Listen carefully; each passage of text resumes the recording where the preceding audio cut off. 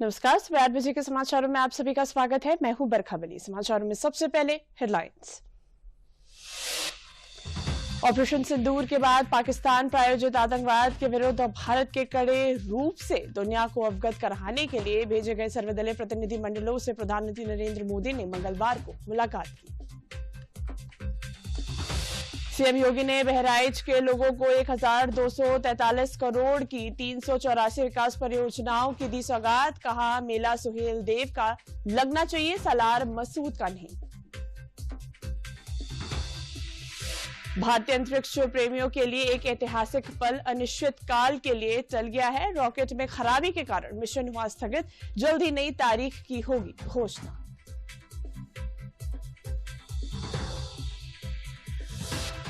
बाढ़ से निपटने के लिए सिंचाई और जल शक्ति मंत्री स्वतंत्र देव सिंह ने बाढ़ पीड़ित क्षेत्र का किया दौरा। बाढ़ से बचाव का भी जायजा लिया।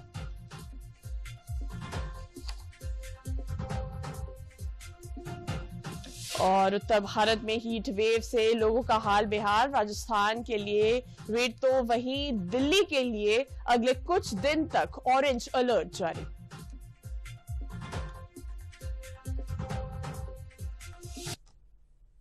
और अब खबरें विस्तार से। ऑपरेशन सिंदूर के बाद पाकिस्तान प्रायोजित आतंकवाद के विरुद्ध भारत के कड़े रूप से दुनिया को अवगत कराने के लिए भेजे गए सर्वदलीय प्रतिनिधि मंडलों से प्रधानमंत्री नरेंद्र मोदी ने मंगलवार को मुलाकात की। प्रतिनिधि मंडल ने इस दौरान प्रधानमंत्री मोदी के साथ अपने अनुभव साझा किए। केंद्र सरकार पहले ही उनके कार्यों की प्रशंसा कर चुकी है। इन 7 प्रतिनिधि मंडलों में 50 से अधिक वर्तमान सांसद शामिल थे। साथ ही पूर्व सांसदों एवं पूर्व राजनीतिकों को भी इनका सदस्य बनाया गया था। इन प्रतिनिधि मंडलों में 33 देशों की राजधानियां एवं यूरोपीय यूनियन की यात्रा की। 4 प्रतिनिधि मंडलों का नेतृत्व सत्तारूढ़ गठबंधन के सांसद कर रहे थे, जिनमें 2 भाजपा, 1 जदयू और 1 शिवसेना के थे, जबकि 3 का नेतृत्व विपक्षी सांसद कर रहे थे, जिनमें कांग्रेस, द्रमुक और रांगपा एसपी के सांसद शामिल हैं। भाजपा सांसद रविशंकर प्रसाद एवं विजयंत पांडा, कांग्रेस के शशि थरूर, जदयू के संजय झा, शिवसेना के श्रीकांत शिंदे, द्रमुक की कनिमोझी और रांगपा एसपी की सुप्रिया सुले ने इन प्रतिनिधि मंडलों का नेतृत्व किया। प्रधानमंत्री नरेंद्र मोदी ने सोशल मीडिया प्लेटफॉर्म एक्स पर लिखा कि विभिन्न देशों में भारत का प्रतिनिधित्व करने वाले विभिन्न प्रतिनिधि मंडलों के सदस्यों से मुलाकात की और शांति के प्रति भारत की प्रतिबद्धता और आतंकवाद जैसी वैश्विक समस्या के उन्मूलन की आवश्यकता पर विस्तार से चर्चा की। हमें इस बात पर गर्व है कि उन्होंने प्रभावशाली तरीके से भारत की आवाज को अंतर्राष्ट्रीय मंचों पर प्रस्तुत किया। बहराइच की चितौरा झील पर नवनिर्मित महाराजा सुहेल देव स्मारक एवं सूरवीर योद्धा सुहेल देव की 40 फीट ऊंची कांस्य प्रतिमा का लोकार्पण करने पहुंचे योगी आदित्यनाथ ने 51,182 करोड़ की 272 परियोजना को लोकार्पण और 112 परियोजना का शिलान्यास कर जनपद वासियों को बड़ी सौगात दी। इस विजय उत्सव कार्यक्रम में महाराजा सुहेल देव के अनुयायियों की पहुंची भीड़ को संबोधित करते हुए उन्होंने कहा कि अब बहराइच की भूमि पर किसी आक्रांता का मेला नहीं लगेगा, बल्कि सूरवीर महाराजा सुहेल देव का मेला लगेगा।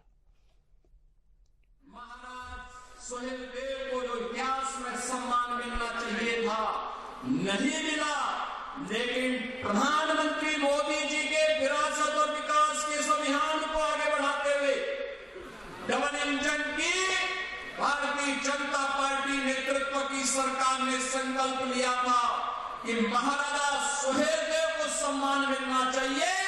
और मुझे प्रसन्नता है कि भव्य स्मारक का आज लोकार्पण प्रधानमंत्री मोदी जी के विरासत और विकास के इस अभियान को आगे बढ़ाते हुए आज बहराइच के इसी चित्तौड़ा नामक स्थान पर एक कार्यक्रम संपन्न हो रहा है। और साथ साथ बहराइच के मेडिकल कॉलेज का नामकरण भी महाराजा सुहेल देव के नाम पर रखा गया है।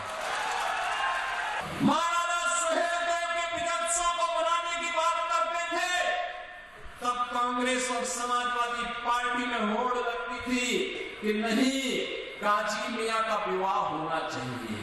हमने कहा विदेशी आक्रांताओं का महिमा मंडन नहीं होना चाहिए। और मैं धन्यवाद दूंगा उन सभी लोगों को जिन्होंने इस बार से काजी के नाम पर होने वाले आयोजनों को पूरी तरह बंद करवा दिया। विदेशी आक्रांता के नाम पर कोई आयोजन नहीं होने चाहिए। आयोजन होंगे महाराज सुहेलदेव के नाम पर होंगे। बहराइच का मुख्य आयोजन होगा तो महाराज सुहेलदेव के नाम पर होगा।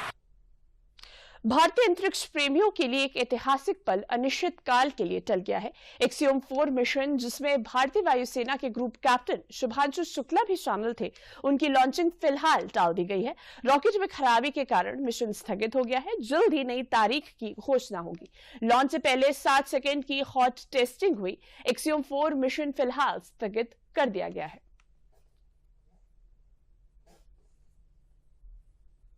इंदौर के राजा रघुवंशी हत्याकांड का मामला लगातार सनसनीखेज होता जा रहा है। मेघालय पुलिस का दावा है कि राजा की पत्नी सोनम ने ही अपने प्रेमी राज कुशवाहा के साथ मिलकर इस हत्याकांड को अंजाम दिया है।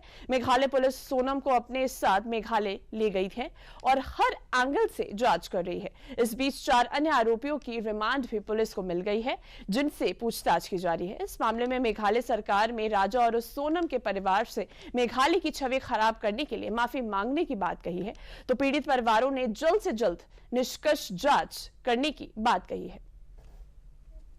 राजा हत्याकांड की जांच में तमाम खुलासे। मेघालय पुलिस कर रही है हर एंगल से जांच। सभी आरोपियों को मेघालय ले जा रही है पुलिस। जल्द खुल सकता है राजा की हत्या का राज। इंदौर से मेघालय हनीमून मनाने गए राजा रघुवंशी और सोनम रघुवंशी के केस में एक के बाद एक बड़े खुलासे हो रहे हैं। मेघालय पुलिस का कहना है कि राजा रघुवंशी के हत्याकांड के पीछे पत्नी सोनम का ही हाथ है और इस साजिश में सोनम का साथ उसके प्रेमी राज कुशवाहा ने दिया। मगर इंदौर से लगभग 2000 किलोमीटर दूर शिलांग में सोनम ने हत्याकांड को अंजाम दिया। राजा रघुवंशी हत्या मामले में मेघालय पुलिस आरोपी सोनम रघुवंशी को लेकर मेघालय के लिए रवाना हो गई है। मेघालय पुलिस को सोनम के अलावा 4 अन्य आरोपियों की भी ट्रांजिट रिमांड मिल गई है। राजा रघुवंशी हत्याकांड के चौथे आरोपी आनंद कुर्मी को मंगलवार सुबह कोर्ट में पेश किया गया। वहां से उसे भी 7 दिन की ट्रांजिट रिमांड पर भेज दिया गया। देर रात को आनंद कुर्मी को बीना से इंदौर लाया गया था। इससे पहले राजा रघुवंशी हत्याकांड के आरोपी विशाल चौहान को लेकर नंदगाम स्थित उसके घर पर शिलांग और इंदौर पुलिस पहुंची और सबूत जुटाए। पुलिस ने पूरे घर की तलाशी ली। आरोपी विशाल उर्फ विक्की के घर पुलिस उसे लेकर आई और 1.5 घंटे तक घर की तलाशी ली गई। वहां से आरोपी की निशानदेही पर सबूत जुटाए गए। इसके अलावा घर के पास बने मैदान तक भी पुलिस अफसर पहुंचे और वहां तक भी खोजबीन की गई। आरोपियों ने हत्या के बाद हथियार शिलांग में ही खाई में फेंक दिया था। विशाल उर्फ विक्की राज कुशवाहा का पक्का दोस्त है। ये जानकारी प्राप्त नहीं हुई कि वो घटना के बाद सोनम इंदौर आई थी। उसी दिन घटना दिनांक को जो कपड़े पहने थे आरोपी ने वही जब्त किए। वही मोबाइल ही सर्च कर रहे हैं। अभी मोबाइल जो यूज कर रहा था वही सर्च कर रहे हैं। राजा रघुवंशी हत्याकांड में मास्टरमाइंड और सोनम के प्रेमी राज कुशवाहा के परिवार वालों ने पुलिस के दावों को खारिज करते हुए अपने बेटे को निर्दोष बताया है। वहीं राजा रघुवंशी के भाई ने हत्यारों को कड़ी से कड़ी सजा देने की बात कही है। पुलिस की जो जांच चल रही है हमको उस पर पूरा भरोसा है और हमको इतना भरोसा है तो पुलिस हमको इंसाफ दिलाएगी बाकायदा और राजा के खातिर लोगों को जो है जल्द से जल्द फांसी दिलाएगी। मेरा बच्चा कभी ऐसा काम नहीं कर सकता भैया, कभी ऐसा काम नहीं सकता। 20 साल की उसकी उम्र है भैया जब से हम सुना। मेघालय सरकार में मंत्री अलेक्जेंडर लालू हेक ने कार्रवाई के लिए मेघालय पुलिस का आभार जताया। We are seeking the apology from the family member for the tarnishing the image of the state of Meghalaya and the people of Meghalaya.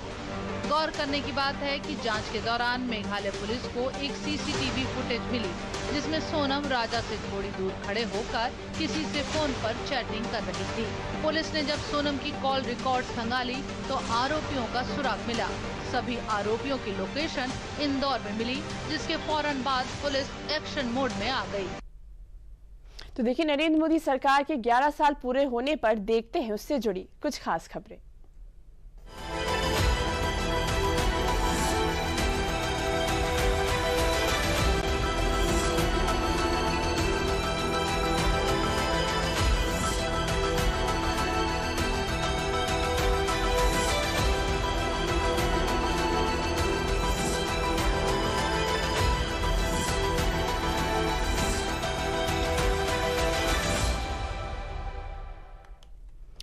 सेवा, सुशासन और गरीब कल्याण के 11 साल, इस थीम के साथ भाजपा देश की जनता के बीच जाकर बीते 11 सालों के कामों की विस्तार से उस बात को गिना रही है। मोदी सरकार के केंद्र में सत्ता संभालते हुए 11 वर्ष पूरे हो गए हैं, जिसको लेकर तमाम केंद्रीय मंत्रियों और भाजपा नेताओं ने अलग अलग शहरों में जाकर प्रेस वार्ता की है। सामाजिक और आर्थिक मोर्चे पर कैसे देश ने बीते एक दशक में तरक्की के नए कीर्तिमान स्थापित किए हैं, इससे जुड़े तथ्यों को भाजपा ने देश के सामने रखा है। नरेंद्र मोदी की सरकार ने सत्ता में 11 साल का समय पूरा कर लिया है। 2014 से शुरू हुआ ये सफर 2019 और 2024 में आगे बढ़ा और अब भी जारी है। ये 11 साल हैं सेवा, सुशासन और गरीब कल्याण की। प्रधानमंत्री नरेंद्र मोदी ने मंगलवार को अपने कार्यकाल के 11 वर्ष में रक्षा क्षेत्र में आत्मनिर्भर भारत का जिक्र किया और भारत को और मजबूत बनाने के लिए देशवासियों की एकजुटता पर खुशी जताई। पीएम ने एक्स संदेश में लिखा, पिछले 11 वर्ष में हमारे रक्षा क्षेत्र में महत्वपूर्ण बदलाव हुए हैं। इसमें आधुनिकीकरण और रक्षा उत्पादन के मामले में आत्मनिर्भर बनने पर स्पष्ट ध्यान दिया गया है। यह देखकर खुशी होती है कि भारत के लोग देश को और मजबूत बनाने के संकल्प के साथ एकजुट हैं। मोदी सरकार की उपलब्धियों की जानकारी देने के लिए एनडीए सरकार के तमाम मंत्री प्रेस कॉन्फ्रेंस कर रहे हैं। शिक्षा मंत्री धर्मेंद्र प्रधान, ऊर्जा मंत्री मनोहर लाल खट्टर, पत्तन, पोत, परिवहन और जलमार्ग मंत्री सर्बानंद सोनोवाल और उपभोक्ता मामलों के मंत्री प्रहलाद जोशी ने अलग अलग प्रेस कॉन्फ्रेंस करके बताया कि कैसे 11 वर्षों में भारत ने आर्थिक, सामाजिक और वैश्विक मंचों पर उल्लेखनीय प्रगति की है। तो पिछले 11 साल में आशा भरोसा से बन चुकी है। और प्रायोरिटी इज नेशन फर्स्ट, राष्ट्र प्रथम की अड़िग आत्मनिर्भर और विकसित भारत की कल्पना हमारी प्रतिबद्धता है। पिछले 11 साल में विकास, विश्वास और नवाचार, नव चेतना, इनोवेशन हमारी सरकार की चरित्र रहा है। मोदी जी ने जो हमारे सामने विषय रखा है, बाय 2047 देश को विकसित भारत इस नाते से और हम देखना चाहते हैं। तो ये यात्रा लगातार सुखद बढ़ रही है।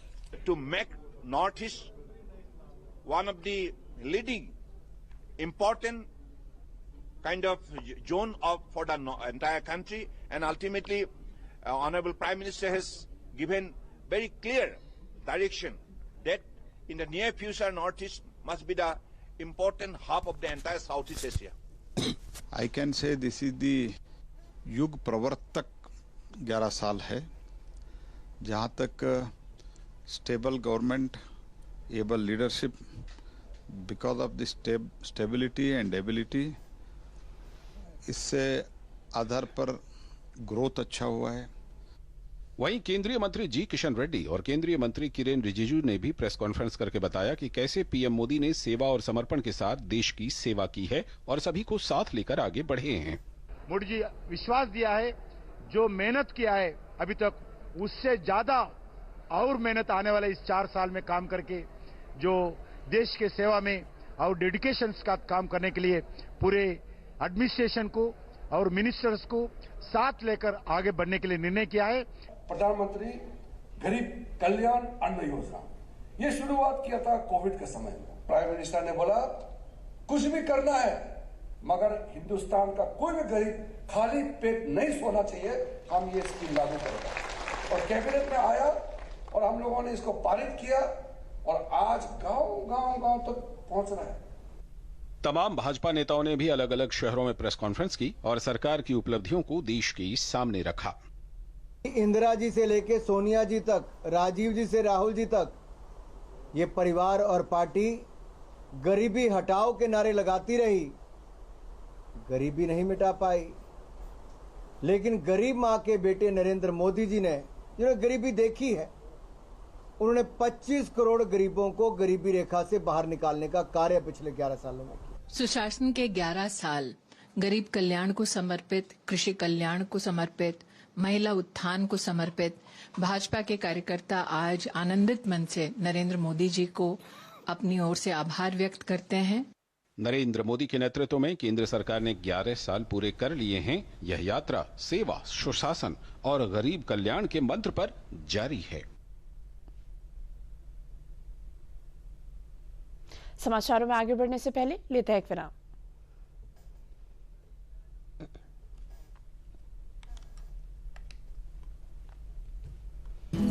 बड़ी बहू, ये तुम्हारे नाम। इतनी भी क्या जल्दी थी? अरे और छोटी, ये तुम्हारे नाम। और ये मेरी गुड़िया के नाम।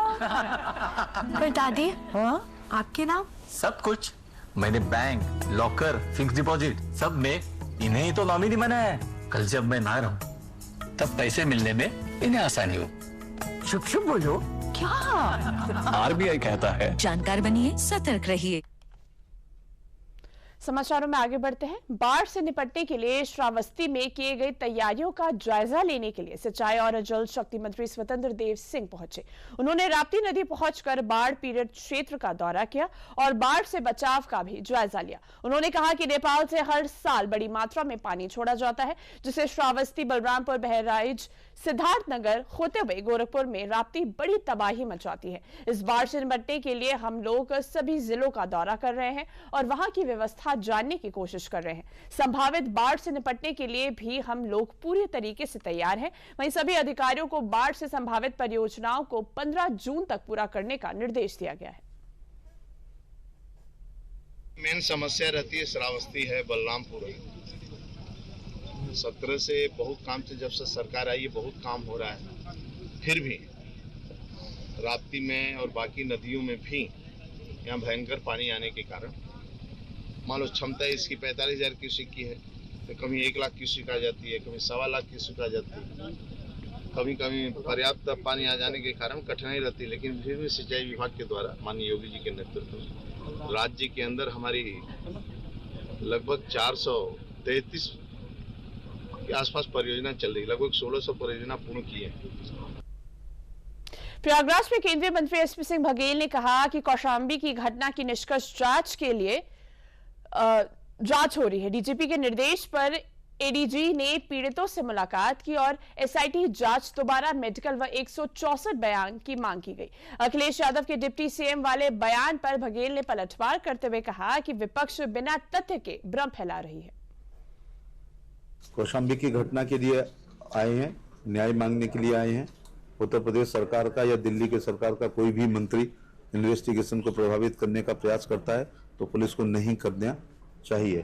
नंबर 2, समाज के लोगों की, प्रबुद्ध इलाहाबाद, प्रयागराज और कौशाम्बी के सामाजिक और राजनीतिक नेताओं की एक 1.5 घंटे वार्ता एडीजी साहब से कराई है और डीजी के निर्देश पर ही एडीजी यहाँ पर मिलने आए हैं।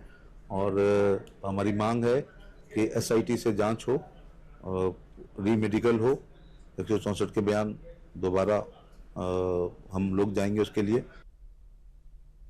औद्योगिक नगरी कानपुर के 2051 तक विकास के लिए तैयार किए गए विजन डॉक्यूमेंट्स के प्रस्तुतिकरण को लेकर कैबिनेट मंत्री राकेश सचा ने कानपुर के सांसद रमेश अवस्थी सहित अन्य जनप्रतिनिधियों और विभागीय अधिकारियों के साथ महत्वपूर्ण बैठक की। कैबिनेट मंत्री राकेश सचा ने बताया कि भविष्य में कानपुर के विकास को लेकर मुख्यमंत्री योगी आदित्यनाथ के विजन के अनुसार जनप्रतिनिधियों और अधिकारियों के साथ महत्वपूर्ण बैठक कर सुझाव लिए गए हैं। कैबिनेट मंत्री ने बताया कि कानपुर के विकास के लिए मुख्यमंत्री द्वारा 30,000 करोड़ से अधिक के प्रस्ताव मांगे गए हैं, जिसमें विकास कार्यों के 52 प्रोजेक्ट्स शामिल हैं। कानपुर के विकास की बड़ी महत्वपूर्ण बैठक हमारे सभी जनप्रतिनिधियों के साथ हुई है, जिसमें कानपुर के आने वाले समय पे चारों तरफ से अच्छा विकास हो, एक अच्छा शहर बने। जो पूरे प्रदेश में 3 शहरों में मुख्यमंत्री जी ने एक विजन दिया है कि हमारे कानपुर को भी जिस तरह से भी प्रयागराज डेवलप हो गया है उसी तरह से कानपुर डेवलप हो। उसी पे सारे जनप्रतिनिधियों के सुझाव राय लिए गए हैं। 30,000 करोड़ से अधिक के प्रस्ताव मुख्यमंत्री जी ने मांगे हैं, जिनको ये बना के भेजा जा रहा है। आज बैठक में विशेष तौर पे जो है कानपुर के विकास के संबंध में जो है विभिन्न ये परियोजना बनाई गई थी। विभिन्न क्या कहते हैं प्रोजेक्ट्स इसको हम लोगों ने ले रहे थे। उससे पहले चूंकि जो हमारे जनप्रतिनिधि है उनसे उनका मंतव्य एक प्राप्त होना जरूरी रहता है, उनका एक निर्देश और जो मार्गदर्शन है वो हमारे लिए जरूरी रहता है। तो इसी के लिए यह बैठक आयोजित की गई। बाराबंकी में विकसित कृषि संकल्प अभियान के तहत किसान गोष्ठी का आयोजन किया गया। संगोष्ठी में केंद्र और प्रदेश सरकार द्वारा किसानों की आमदनी बढ़ाने के लिए किए जा रहे प्रयासों पर विस्तार से चर्चा हुई। कार्यक्रम में बतौर मुख्य अतिथि शामिल हुए प्रदेश के मुख्य सचिव मनोज कुमार सिंह ने किसानों से आह्वान करते हुए कहा कि खेती किसानी को भी अब उद्योगों की तरह विकसित कर फायदेमंद बनाने की जरूरत है। मुख्य सचिव ने बताया कि कृषि निर्यात को बढ़ावा देने के लिए सरकार जेवर एयरपोर्ट हवाई अड्डे पर फल और अनाजों की टेस्टिंग, ट्रीटमेंट और पैकेजिंग की व्यवस्था कर विदेशों को निर्यात की व्यवस्था पूर्ण कर रही है। इससे किसानों को फायदा होगा।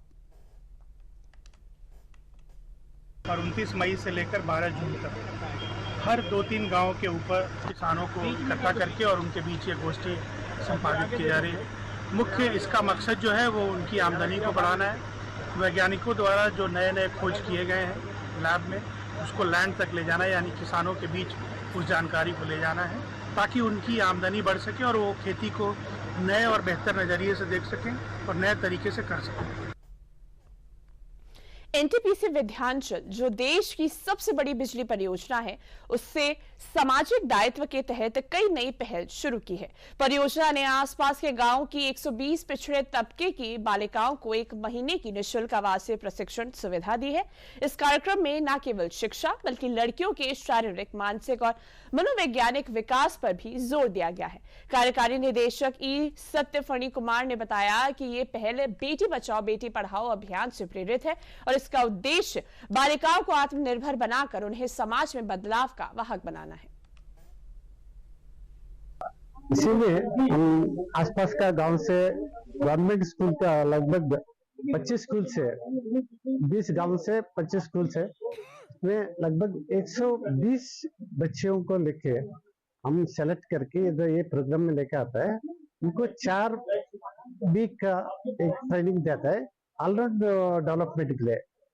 6th क्लास से लेके 12वां क्लास तक पूरा उनका पढ़ाई के लिए जो चाहिए, फी, स्टडी मटेरियल, ड्रेस मटेरियल पूरा हम एनटीपीसी बेयर करके उनका बस 12वां क्लास तक पढ़ाई भी करवाता है। हमारे परिवार की इतनी हैसियत नहीं है कि मैं इतने बड़े स्कूल में पढ़ सकूं। मैं तो ये मीडियम स्कूल में भी नहीं पढ़ सकती थी। सरस्वती गाइडलाइंस तो इतने बड़े स्कूल में पढ़ने की बात तो दूर की बात है। यहाँ हमने yoga, self defence, music, dance, art and craft बहुत कुछ सीखा यहाँ पे। मेरे को यहाँ पे बहुत सारी चीजें मिली। मैं जो यहाँ पे आके एक्टिविटी कर रही हूँ, art and craft, self defence और डांस, योगा, जो मेरे को यहाँ पे मिले सवाल, मैं अपने घर में मतलब ये सब कभी भी नहीं सीख सकती थी। उत्तर प्रदेश सरकार के निर्देश पर माध्यमिक विद्यालयों में इन दिनों जल साक्षरता और गंगा की निर्मलता को लेकर जागरूकता अभियान चलाया जा रहा है। इसी क्रम में प्रयागराज के राजकीय बालिका इंटर कॉलेज मुंगरी में एक विशेष प्रशिक्षण शिविर का आयोजन किया गया। शिविर के माध्यम से छात्राओं को जल संरक्षण और गंगा की स्वच्छता के महत्व की जानकारी दी जा रही है। छात्राएं सीख रही हैं कि वर्षा जल को एकत्र कर किस तरह उपयोग में लाया जा सकता है और दूषित जल को रिसाइकिल कर खेती में कैसे प्रयोग किया जा सकता है। प्रधानाचार्य ज्योत्सना सिंह ने बताया कि छात्राओं को न केवल प्रशिक्षित किया जा रहा है बल्कि वे अपने मोहल्ले व शहर में जन जागरूकता फैलाने का भी कार्य कर रही हैं। उन्होंने कहा कि कुंभ जैसे बड़े आयोजनों में भी छात्राओं का गंगा स्वच्छता में महत्वपूर्ण योगदान रहा है। इस अवसर पर छात्राएं रिद्धि सिंह, अंचल प्रजापति, श्रद्धा यादव और परी मिश्रा ने जल संरक्षण और गंगा की स्वच्छता को लेकर अपने विचार साझा किए और संकल्प लिया कि वे इस अभियान को जन जन तक पहुंचाएंगे।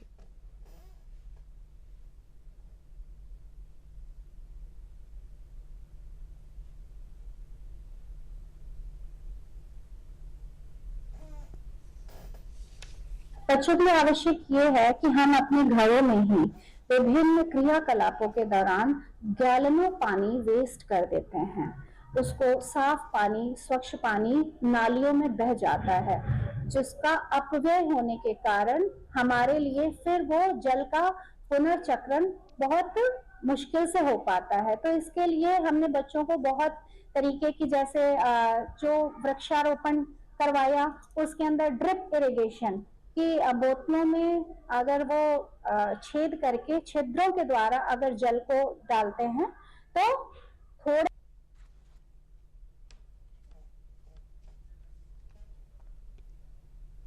प्रधानमंत्री नरेंद्र मोदी ने अलीगढ़ को यूपी के सबसे बड़े रेल फ्लाईओवर ट्रैक की सौगात दी। दाऊद खान से हरदुआगंज तक 22 किलोमीटर लंबा ट्रैक बनेगा, जिससे मथुरा, जयपुर और कासगंज के लिए ट्रेनें चलेंगी। इससे ताजा उद्योग और यात्रियों को फायदा मिलेगा। अलीगढ़ को बड़ा रेल हब बनाने की तैयारी है। सांसद सतीश गौतम ने बताया कि स्टेशन के विकास के लिए 900 करोड़ रुपए मिले हैं और यात्रियों के लिए गेस्ट हाउस भी बनेंगे।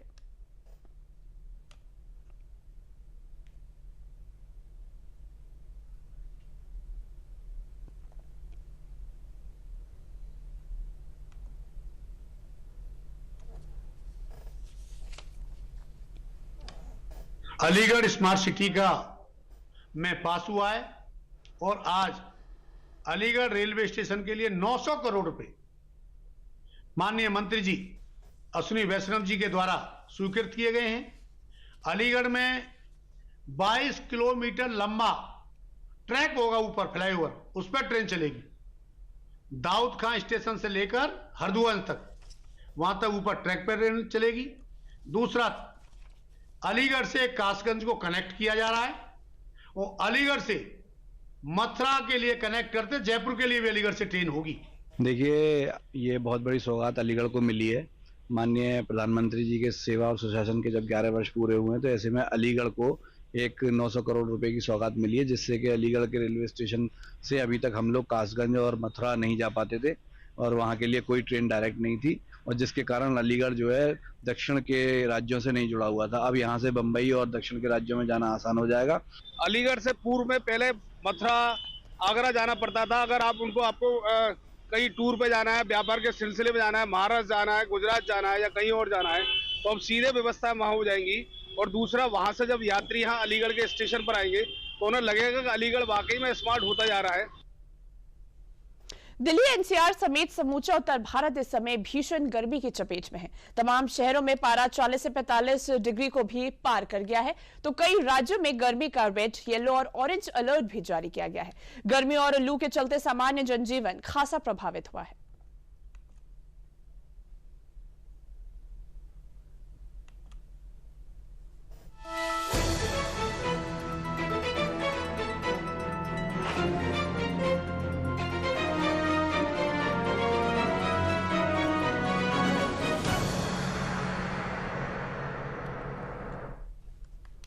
अमेरिका के कैलिफोर्निया राज्य के लॉस एंजलिस में बीते कई दिनों से हिंसा जारी है। अवैध अप्रवासियों को बाहर निकालने की इमिग्रेशन पॉलिसी के विरोध में प्रदर्शन में जमकर हिंसा हो रही है, जहां पुलिस और प्रदर्शनकारियों के बीच झड़प के बाद नेशनल गार्ड को उतार दिया गया, तो मास्क पहनने पर भी रोक लगाई गई है। डोनाल्ड ट्रंप सरकार प्रदर्शनकारियों पर खासा सख्त नजर आ रहे हैं।